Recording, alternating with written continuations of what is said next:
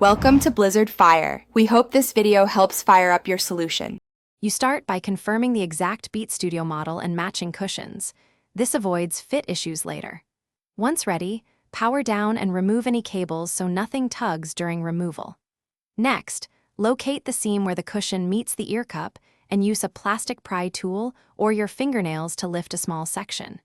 You want controlled pressure to avoid ripping the foam or tearing the fabric. Keep the removed cushion intact so you can study the attachment method for the replacement. Once you have an exposed edge, continue peeling or unfastening evenly around the circumference so the cushion comes off without stressing the driver. As you remove it, note any clips, tabs, or adhesive strips that hold it in place. You will replicate that when installing the new cushion. After removal, clean the rim and driver edge carefully.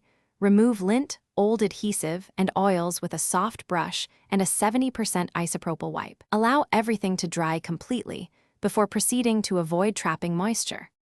To install, align the new cushion's tabs or adhesive with the ear cup rim and press evenly, working your way around to ensure a uniform seal. If clips are present, hear each click. Once seated, smooth the fabric and confirm there are no gaps that could let sound escape.